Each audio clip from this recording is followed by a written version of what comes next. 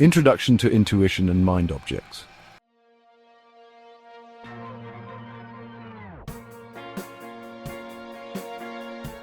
The intuition acts as the framework in constituting mind objects in order to feed our mind representation.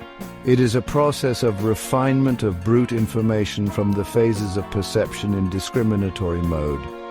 It's more appropriate saying that it's a distillation of all cognitive codes and outer signals that could be interpreted as information into a more definite form of mind object, awareness, knowledge of something or of how.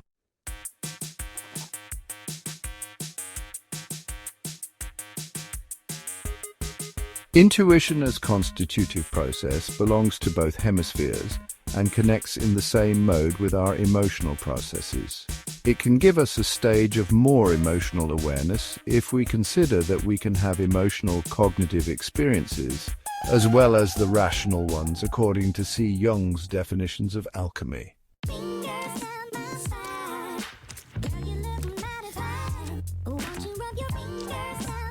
In this order, the intuition is a suprafunction capable to override the entire established functions of our mind.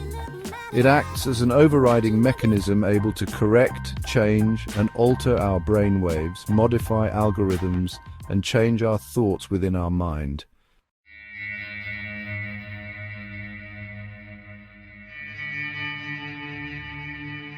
So far, we could agree that the lack of deeper experimental work has given this topic a more vague scientific analysis. Current conceptions about intuition are not entirely true nor sufficiently clarified.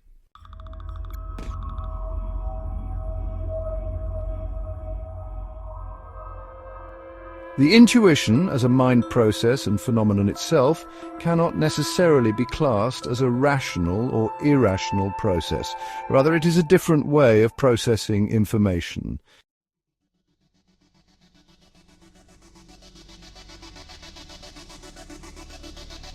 The concept of intuition is far from being considered merely as a link to how the structuralist expects to find the so-called new synthesis between sign and hermeneutics. Intuition is reason itself, and if we look forward, we can compare that with the main notion of Aristotle's physics, the notion of motor prime.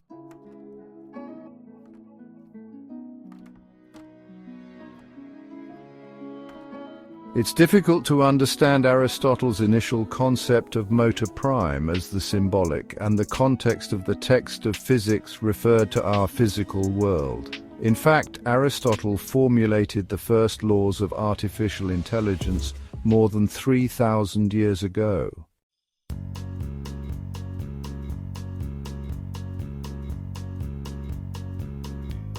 Aristotle's concept of the prime mover, or unmoved mover, is a central principle in his philosophy of physics. He posits that everything in the universe is in motion, and that this motion is caused by something else. He argues that there must be an ultimate cause or first cause of all motion, which he calls the prime mover. This prime mover is not itself in motion, but rather is the source of all motion. Aristotle believed that the prime mover is the ultimate reality, and based on its principles, it is the fundamental principle that gives the universe its purpose and meaning.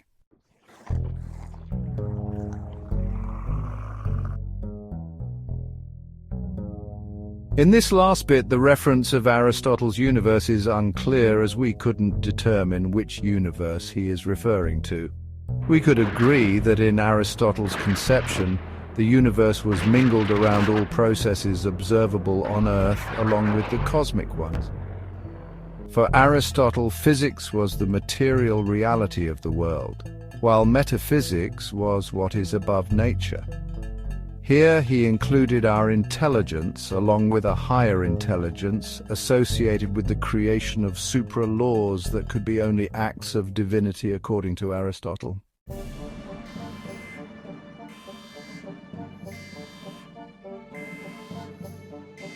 He also believed that the prime mover is a rational being and that it's the cause of all natural change in the universe.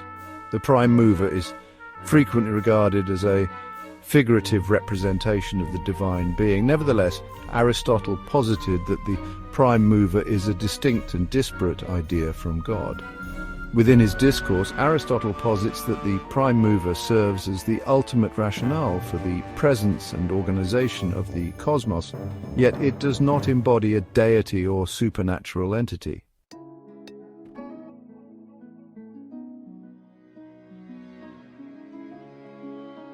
Prime, as the prime engine of all things in nature, conforms to Aristotle.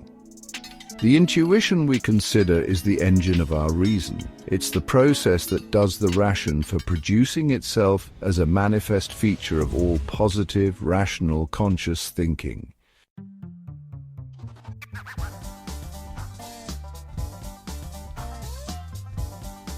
So irrational, as opposed to rationale, it's just a scientific sophism used to separate a notion that we comprehend from another notion that we don't comprehend.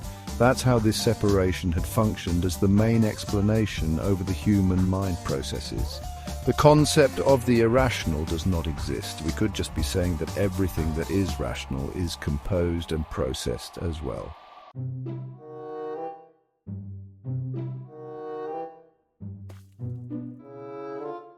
So irrational, as opposed to rational, it's just a scientific sophism used to separate a notion that we comprehend from another notion that we don't comprehend.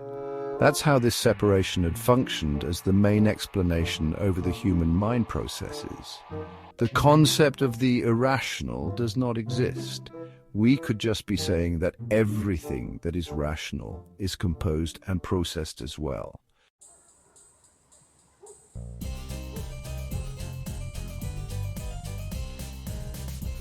The theme is still debated, and due to a lack of contribution, it is more likely that we would embrace the notion of irrational to define what we don't understand. But that doesn't mean that if we cannot grasp something at a certain moment of time, that automatically means that the notion is irrational. The idea of irrationality is not a definite stage of mind. We can qualify the irrational as the lack of mental processes. The rational is the constituted mind process on its own.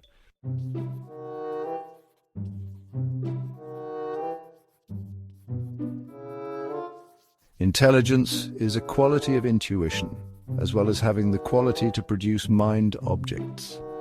Sensitive and emotional intelligence can produce mind objects as well as the rationale for intelligence.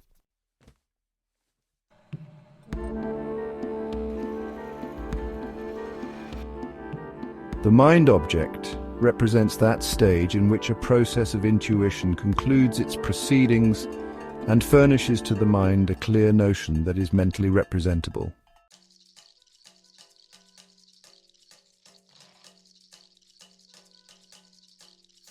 Intelligence is a combination of intuition and the ability to produce mind objects.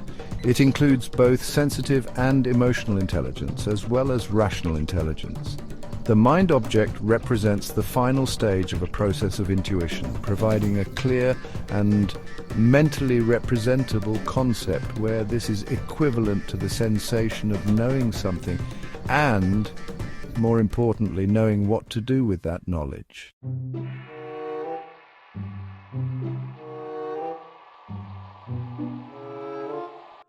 This process involves heuristics, connecting the duality between the two hemispheres of the brain, associated with different aspects of thought.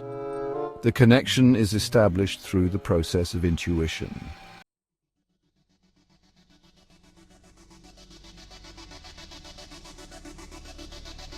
Therefore, through intuition, we acquire knowledge, and particularly new knowledge, by creating new mental mechanisms where the intuition plays a vital role in our ability to acquire knowledge and understanding of new concepts.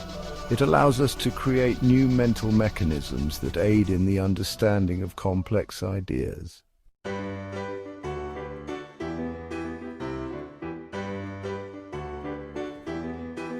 Psychology often qualifies the concept of instinct as having a low relational value. However, heuristics propose that instincts play an important role in the field of emotional intelligence. Through intuition, instincts are transformed into rational values, making them more easily understandable.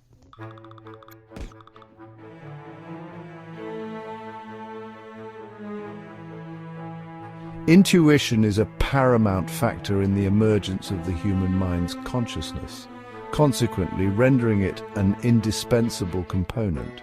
To elaborate, intuition serves as a link between the affective and logical facets of the mind, thereby facilitating the recognition and comprehension of information.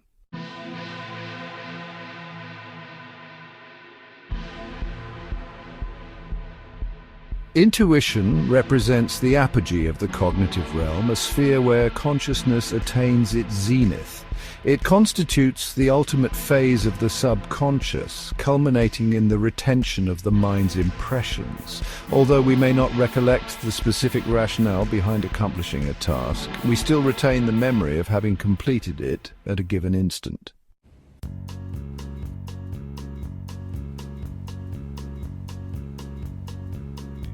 In the course of our quotidian existence, we may fail to recollect the rationale behind our selection to carry out a specific undertaking.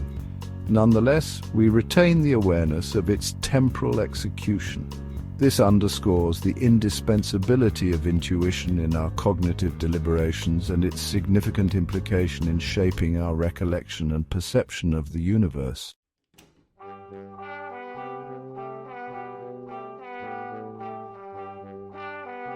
It is noteworthy that intuition is not fully an independent mechanism, but instead operates in tandem with our other cognitive faculties, namely perception, memory, and reasoning.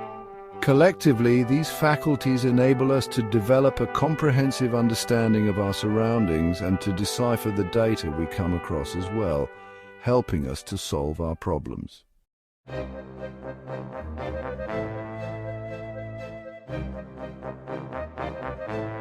The object of intuition is the mental concept or idea that we label as a notion.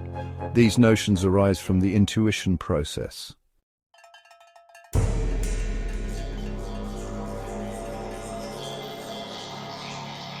The object of intuition is the mental concept or idea that we label as a notion. These notions arise from the intuition process.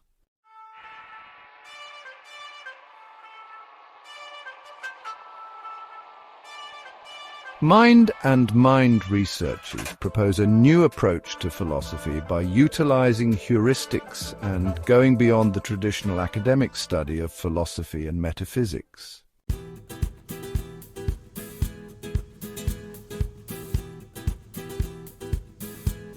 To expand our knowledge, experimentation is necessary to overcome the limitations imposed by language.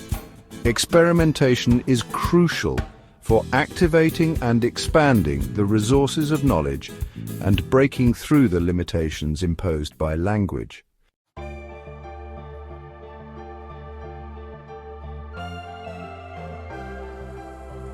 Our current limitations in science and philosophy are limitations of our minds.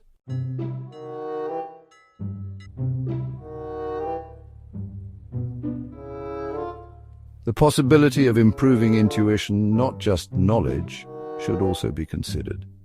The quality of our knowledge is directly related to the quality of our mental process of intuition.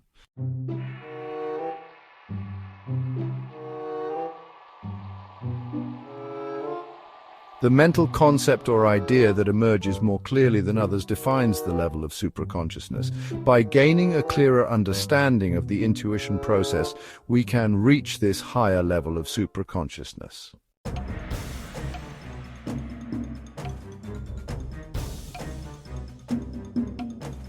The book Mind and Mind Research explores this topic and aims to create knowledge that helps us understand not only how to acquire knowledge, but also the nature of knowledge itself.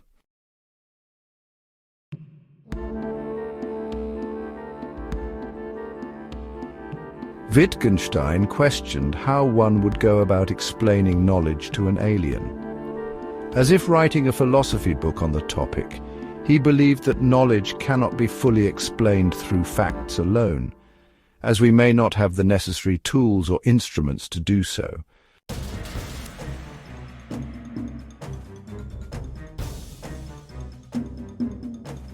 Language, being a product of our mind, is a crucial instrument in expressing knowledge. Sometimes the language is not accurate, hence why we cannot explain the knowledge alone as what knowledge is. Language can only be expanded through intuition, which is the mental process that creates the necessary conditions for affirming thoughts.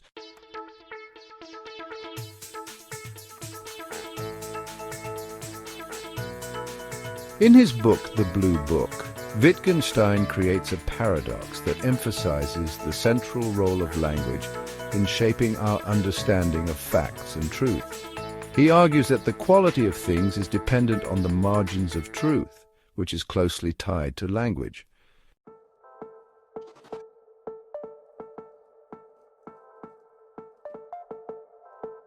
Our goal is to demonstrate that language arises as a consequence of mental processes and that words convey more meaning than just their definition or expression.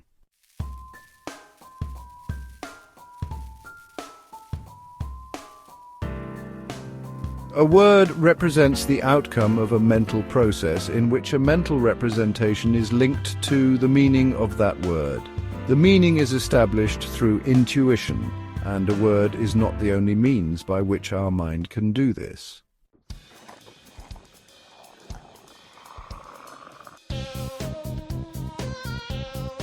A word represents the outcome of a mental process in which a mental representation is linked to the meaning of that word. The meaning is established through intuition, and a word is not the only means by which our mind can do this.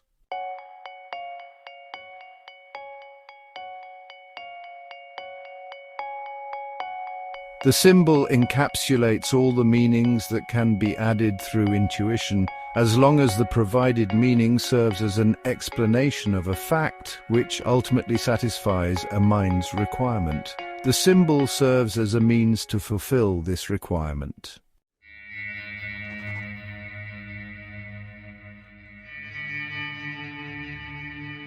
Therefore, language is not the only limitation on thought, as intuition can provide mental representations beyond language in which the process of intuition can be both passive and active.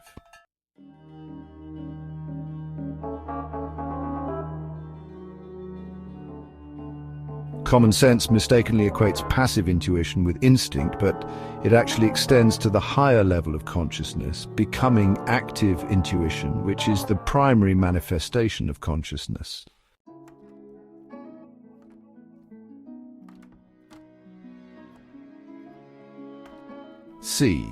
Jung does not dismiss the difference between passive and active intuition in his book, The Archetype of the Collective Unconscious, where he presents intuition as a faculty of sensible intelligence that has no relation to the rational faculty.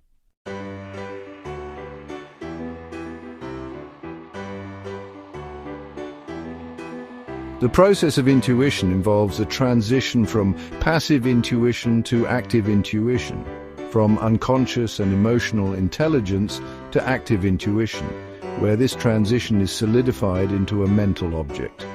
This is the process we aim to establish through the use of heuristics.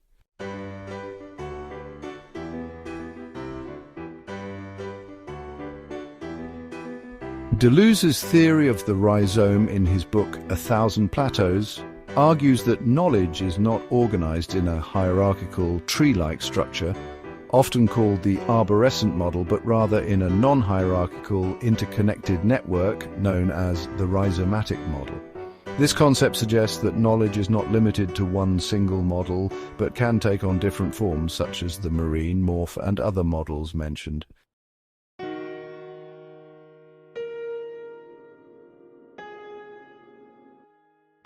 However, the critique we're making is that knowledge cannot have different forms because it is based on a single mental process, the intuition. Without it, we cannot be aware of anything. This can be seen as a limitation of Deleuze's theory, as it does not account for the role of intuition in knowledge acquisition. The knowledge cannot have a single source when the pattern from which it originated is varied.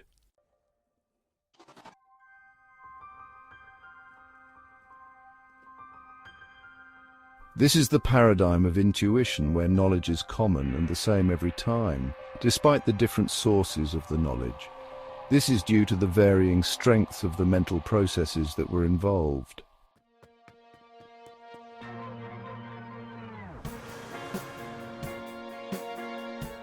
The ideas of Deleuze and Wittgenstein are limited by the circularity of language.